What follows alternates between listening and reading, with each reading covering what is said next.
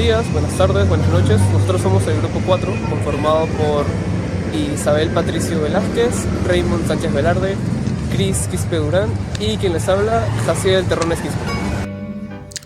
A inicios de los años 80 surge en el Perú Sendero Luminoso, un grupo de insurgentes nacido en una élite intelectual provinciana y mestiza, pero que tomaron como impulso el resentimiento que tenían acumulado tras siglos de olvido hacia los sectores populares. En ese momento, el país iniciaba una modernización que no cumplió con las expectativas de movilidad social, crecimiento y reformas que esperaban los sectores populares. La ineficiencia del Estado, la crisis económica y la falta de oportunidades generaron frustración y un profundo desencanto político. Este escenario permitió que el Sendero Luminoso se enraizara en distintos sectores y territorios, dando inicio a su lucha armada y a una de las etapas más violentas y dolorosas de nuestra historia.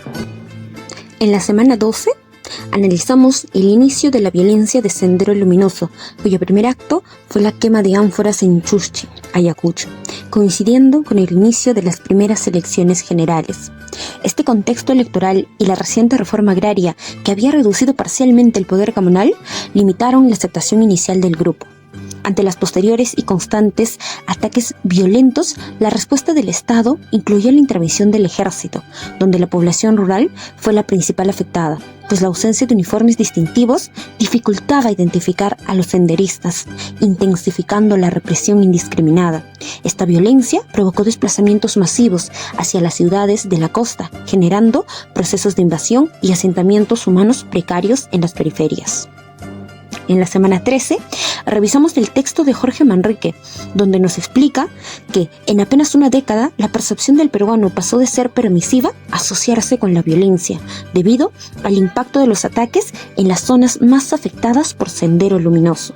El autor muestra que la herencia colonial marcada por los siglos de dominación y maltrato hacia las poblaciones indígenas facilitó que parte de la violencia senderista fuese inicialmente tolerada, pues reproducía patrones históricos ya conocidos. Sin embargo, cuando la organización radicalizó su ideología y volvió su violencia contra las mismas comunidades, esa aceptación se quebró.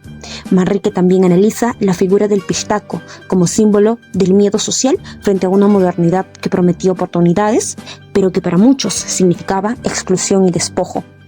En la semana 14 estudiamos el ascenso de Alberto Fujimori y cómo su gobierno implementó un conjunto de leyes antiterroristas que quebraron el orden constitucional. Se autorizaron detenciones sin control judicial y la figura de los jueces sin rostro y juicios militares para civiles. Como resultado, graves violaciones a derechos humanos, evidenciadas en casos como Barrios Altos y La Cantuta.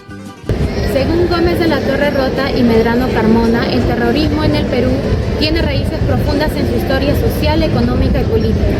Desde fines de los años 50 ya existían intentos de insurgencia como las movilizaciones de Hugo Blanco en el Cusco, que revelaban pobreza, atraso rural y opresión gamonal.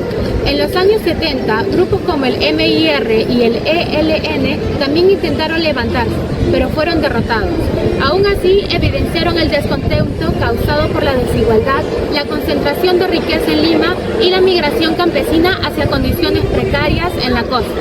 Sobre este contexto surgieron Sendero Luminoso y el MRTA.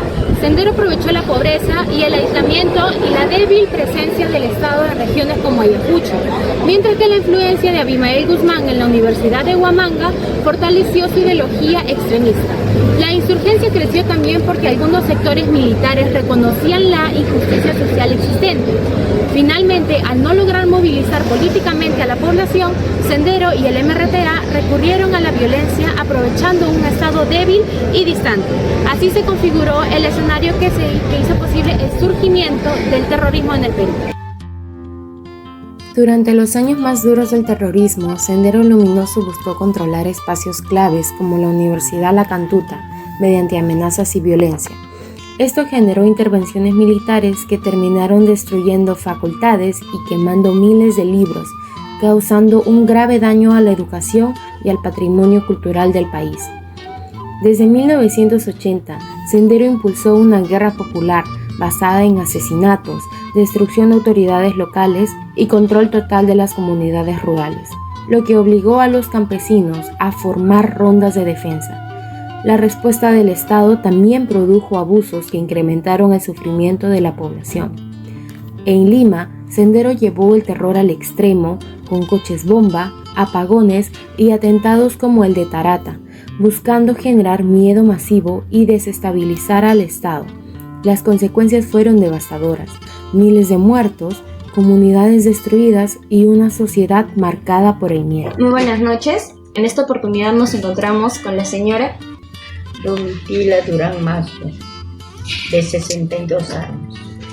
Díganos, señora Domitila, ¿dónde vivió usted cuando comenzó la violencia terrorista en nuestro país y cómo fue ese primer momento para usted? Yo vivía en Chaglia.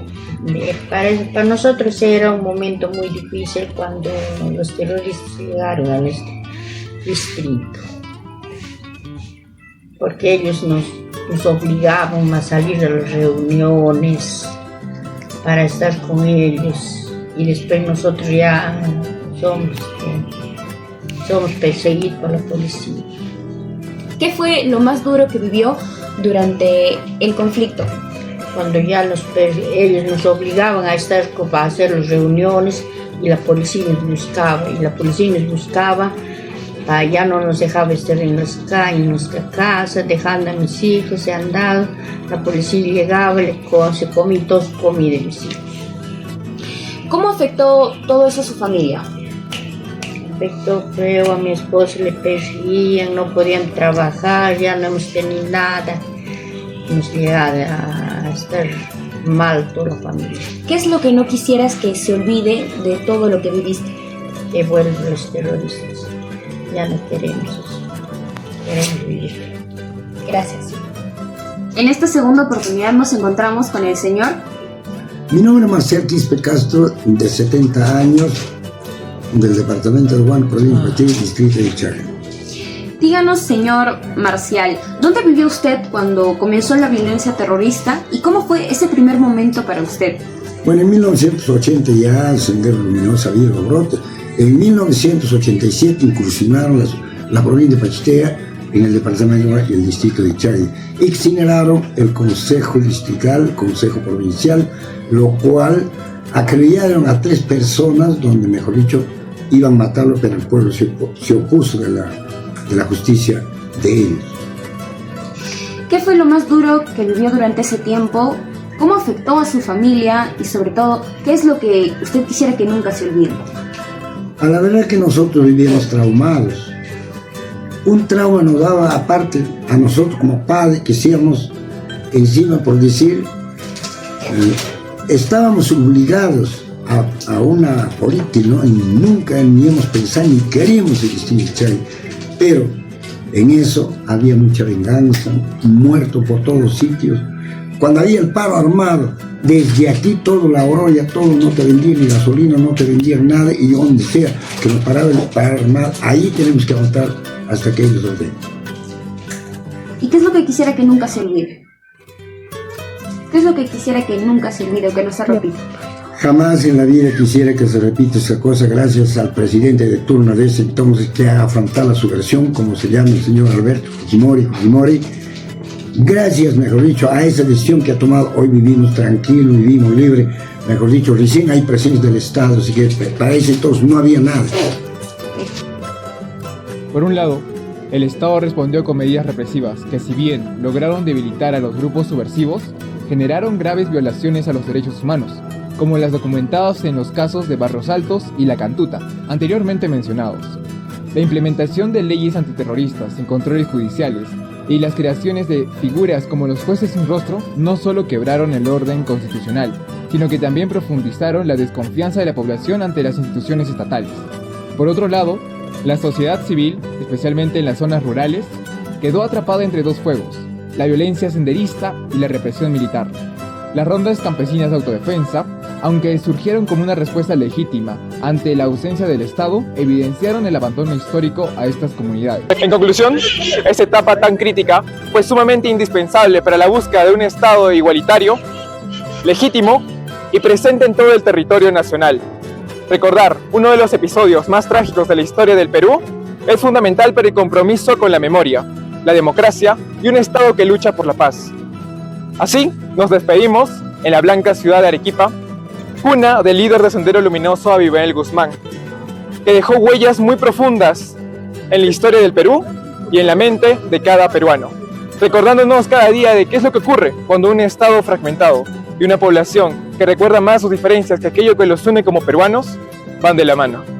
Hasta una próxima ocasión.